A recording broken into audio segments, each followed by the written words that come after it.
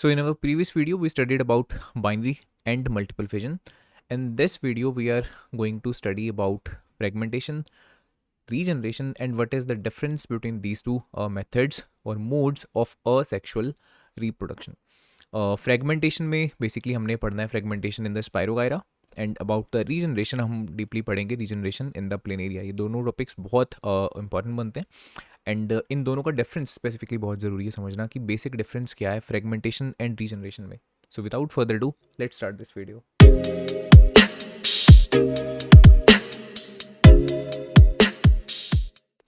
So start करेंगे fragmentation से. Fragmentation कुछ हद तक देखो नेम से पता लग रहा है फ्रेगमेंट बनने, राइट. फ्रेगमेंट का मतलब होता है पार्ट. इसमें एक ऑर्गेनिज्म सर्टेन छोटे छोटे फ्रेगमेंट्स में डिवाइड होता है और नए इंडिविजुअल्स को बर्थ देता है. ओके, फ्रेगमेंटेशन का जो मोस्ट इंपॉर्टेंट एग्जांपल हमारे सिलेबस में है that is the fragmentation in the spirogyra.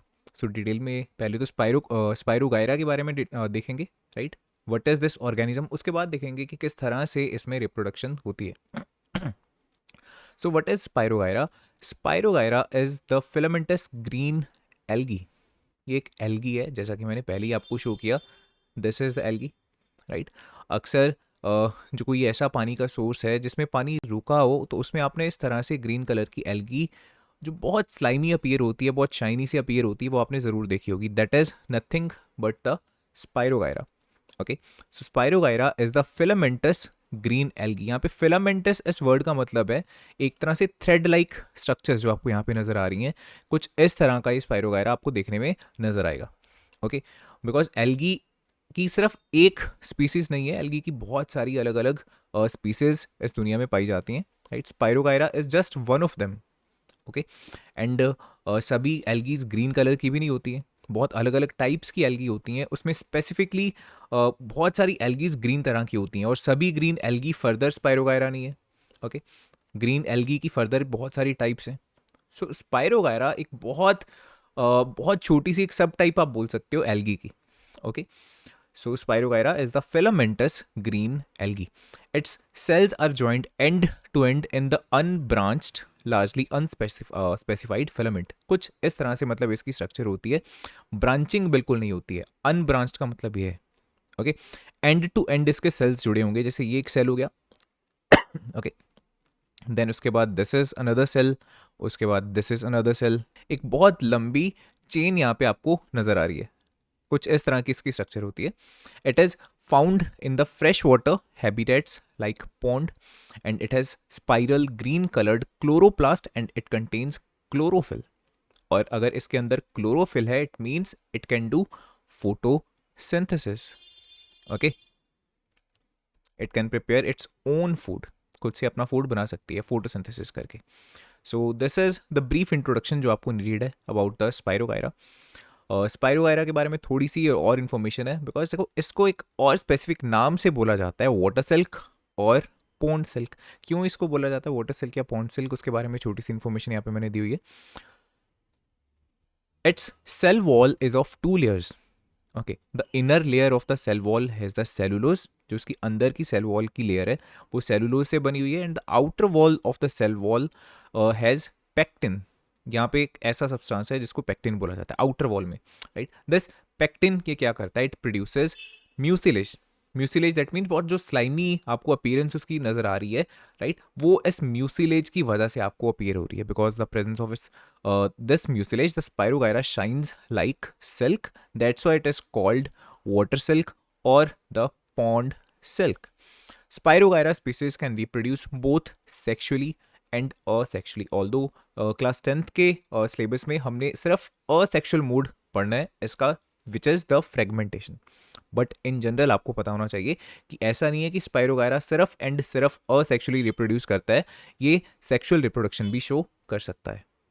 So now let's understand about fragmentation in the spirogyra. As you can see this is the parent spirogyra, right. यहाँ से reproduction की starting होगी. इस spirogyra का एक छोटा सा फिलामेंट मैंने यहाँ पे शो करा जिसमें मैंने 3 सेल्स को शो किया हुआ है. ऑफकोर्स एक फिलामेंट में ऐसा नहीं है कि 3 ही सेल्स होंगे, बहुत सारे सेल्स होंगे उसमें तो, right. But for the sake of simplicity यहाँ पे जस्ट मैंने 3 सेल्स को शो कर रखा है. Okay, so this is the filament. Of course इसके इस साइड भी बहुत सारे सेल्स प्रेजेंट हो सकते हैं और यहाँ भी बहुत सारे सेल्स प्रेजेंट होंगे. Clear, but we don't need to worry about that. अब होता क्या है, इस पर्टिकुलर स्लाइड में मैंने जो शो किया हुआ है, यू कैन सी फ्रेगमेंटेशन में क्या होगा, किसी पर्टिकुलर पार्ट से ये ब्रेक डाउन हो जाएगा, राइट. यू कैन सी यहाँ से ये अलग हो चुका है, एंड अलग होने के बाद क्या होगा, ऐसा नहीं है कि जहाँ से अलग हो गया सिर्फ एक ही इसका ऑर्गेनिज्म है, दूसरा किसी काम का नहीं है, नो, राइट. एक तरह से इसके दो फ्रेगमेंट्स हो चुके हैं ना, तो दोनों फ्रेगमेंट्स अलग अलग तरह से दो ऑर्गेनिज्म की तरह एक्ट करेंगे. ओके, दैट मीन्स दोनों फ्रेगमेंट्स अब दो नए इंडिविजुअल्स बन चुके हैं, दो नए ऑर्गेनिजम्स बन चुके हैं. This is the fragmentation. This is some detail about the fragmentation in the Spirogyra. The body of the Spirogyra on maturing, maturing का मतलब यहाँ पे जब उसकी लेंथ कंसिडरेबली बहुत लार्ज हो जाएगी, what does it do? It simply breaks up into smaller pieces और फ्रेगमेंट से अपने आप छोटे पीसेस में क्या हो जाएगा, किसी पर्टिकुलर जगह से ब्रेक डाउन होके नए इंडिविजुअल्स को बर्थ देगा. दीज पीसेस और the fragments grow into new individuals of course, right.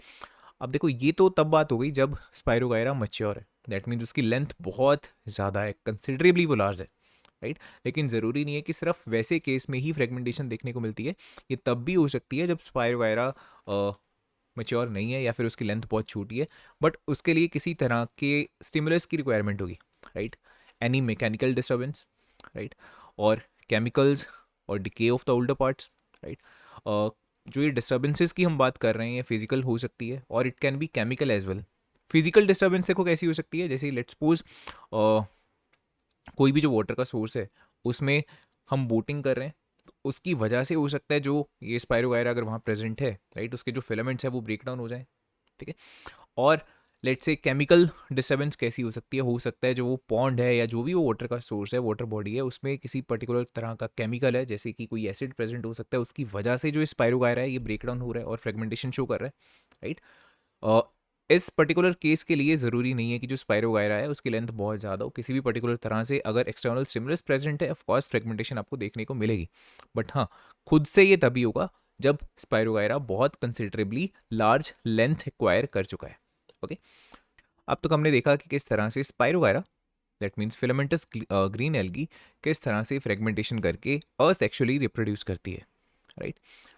लेकिन जो इसका वे है, राइट, असेक्सुअल रिप्रोडक्शन का, बहुत इंटरेस्टिंग है ना. किस तरह से देखो उसने यहाँ से ब्रेक डाउन करके दो नए फ्रेगमेंट्स क्रिएट किए और दोनों फ्रेगमेंट्स दोनों इंडिविजुअली ऑर्गेनिजम्स की तरह बिहेव कर रहे हैं. ऊपर वाला जो पार्ट है वो भी एक ऑर्गेनिज्म होगा, ऑफकोर्स उसके इधर वाली ऊपर वाली साइड भी सेल्स होंगे, एंड जो नीचे वाला उसका फ्रेगमेंट है वो भी एक नए ऑर्गेनिज्म की तरह अब बिहेव करेगा.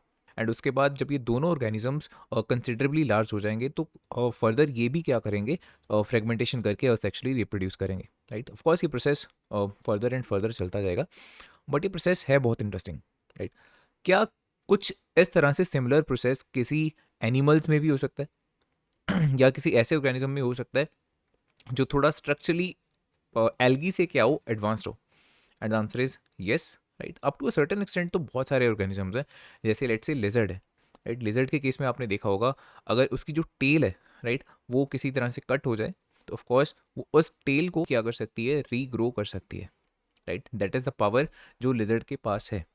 ह्यूमंस में ऐसा ऑफकोर्स बहुत माइनर एक्सटेंट तक आप बोल सकते हो ऐसा पॉसिबल हो सकता है, बट ऑफकोर्स उस एक्सटेंट तक ह्यूमंस में ऐसी कैपेबिलिटी, ऐसी पावर पॉसिबल नहीं है.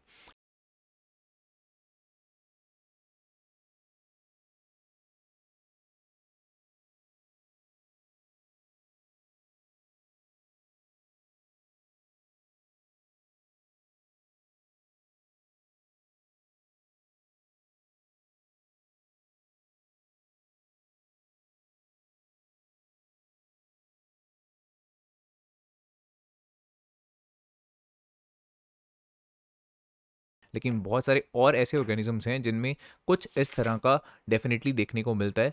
प्लेनेरिया उनमें से एक है, right. This is the planaria. Okay, इसको जब हम क्या करते हैं, पार्ट्स में या पीसीज में कट करते हैं, तो हर एक इसका जो पीस है वो नए ऑर्गेनिजम्स में कन्वर्ट हो जाता है. ऑफकोर्स उसको टाइम लगेगा बड़ा होने में, बट हर एक जो उसका पीस होगा वो ग्रो होके एक नया इंडिविजुअल या नया ऑर्गेनिज्म बन जाएगा, राइट. ऑफकोर्स ये बहुत इंटरेस्टिंग है अगर आप देखो. ओके, एज ऑलरेडी हमने डिस्कस कर लिया, When an individual is cut into pieces, each piece has the ability to regenerate into a fully formed individual. This mode of reproduction is called regeneration. Planarians have bilateral symmetry. Bilateral symmetry का मतलब क्या है? Of course, अगर half में से इस तरह से हम देखेंगे तो लेफ्ट एंड राइट वाला जो पार्ट है वो बिल्कुल सिमेट्रिकल है, एग्जैक्टली सेम है, right? That is the meaning of bilateral symmetry. Most planaria are aquatic, that means water bodies में वो रहते हैं, but there are some terrestrial species as well. They reproduce both sexually and asexually. जैसा हमने spirogyra के case में देखा था वैसा ही सेम है in the case of planaria. ये सेक्शुअली भी रिप्रोड्यूस कर सकते हैं और सेक्शुअली भी रिप्रोड्यूस कर सकते हैं, but of course in the class 10th हम सेक्शुअल रिप्रोडक्शन इसके नहीं पढ़ने वाले हैं. We will only discuss about asexual reproduction of the planaria which is the regeneration. So आपसे क्वेश्चन पूछा जा सकता है एग्जाम में, what is the difference between fragmentation and the regeneration. Because ये दोनों ही टर्म्स सुनने में काफ़ी सिमिलर लगती हैं, बिकॉज दोनों में ही फ्रेगमेंटेशन में भी और रीजनरेशन में ही नए ऑर्गेनिजम्स का आपने देखा किस तरह से बर्थ हो सकता है, right? But of course there is certain difference between these two terms. देखते हैं कैसे. The fragmentation this is limited to invertebrates. Invertebrates means ऐसे एनिमल्स जिनकी वर्टिब्रे या फिर बैकबोन नहीं होती है, राइट? बट रीजनरेशन दोनों में हो सकती है. That means it is present in both invertebrates और in the vertebrates. Clear. Second, fragmentation it is of course a method of reproduction, right? आप कहोगे क्या मतलब this is the method of reproduction? इसके बारे में भी तो हमने यही बोला था, ये मेथड ऑफ रिप्रोडक्शन है, राइट? देखो, अगर तो हम बात करें रीजनरेशन इन द प्लेनेरिया तो ऑफकोर्स वैसे केस में यस, जो रीजनरेशन है this is indeed a method of reproduction. But in certain cases हमें इसको ऐसा नहीं बोल सकते. फॉर एग्जाम्पल अगर हमने बात करी थी जैसे लिजर्ड की, राइट? लिजर्ड के केस में रीजनरेशन जस्ट एक तरीका है उसके ग्रोन उसके लॉस्ट बॉडी पार्ट्स को रीग्रो करने का, नथिंग एल्स, राइट? जो लिजर्ड होती है, क्या जो उसकी टेल है जो कटी होगी, क्या उससे एक नई लिजर्ड ग्रो हो सकती है? The answer is no. But planaria के केस में वैसा हो रहा था, है ना? दोनों में ही देखो है वो रीजनरेशन है, बट रीजनरेशन इन प्लेनेरिया के केस में हर एक जो उसका पार्ट है कटा हुआ वो नए ऑर्गेनिज्म की तरह बिहेव करेगा ग्रो होने के बाद, राइट? और ऑफकोर्स नए ऑर्गेनिज्म में ग्रो होगा, राइट? उसकी अगर टेल को भी आप कट करोगे तो छोटा सा भी हिस्सा उसकी जो टेल का होगा वो नए ऑर्गेनिज्म में ग्रो हो जाएगा, बट वैसा लिजर्ड के केस में आपको देखने को नहीं मिलेगा, right? That means yes, regeneration हो भी सकता है, नहीं भी हो सकता. अलग अलग ऑर्गेनिजम्स में दैट मीन्स इसको अलग तरह से हम बोल सकते हैं. इन सर्टन ऑर्गेनिजम्स जो रीजनरेशन है वो एक तरह से मेथड ऑफ रिप्रोडक्शन हो सकता है जैसा कि प्लेनेरिया के केस में, लेकिन कुछ ऑर्गेनिजम्स में जो रीजनरेशन है ये रिप्रोडक्शन का एक मेथड बिल्कुल भी नहीं है जैसा कि लिजर्ड के केस में. Third point, the fragmentation, only a few organisms have this ability. लेकिन रीजनरेशन के केस की अगर हम बात करेंगे तो और organisms have the ability to regenerate. अगर ह्यूमंस की भी बात करेंगे तो हम में भी up to a certain extent, right, at least regeneration की कैपेबिलिटी होती है. ऐसा कोई भी ऑर्गेनिज्म नहीं है जिसमें बिल्कुल भी जो ये कैपेबिलिटी है रीजनरेशन की वो ना हो, राइट? लेकिन फ्रेगमेंटेशन के केस में ऐसा नहीं है, right? Only a few organisms have this ability.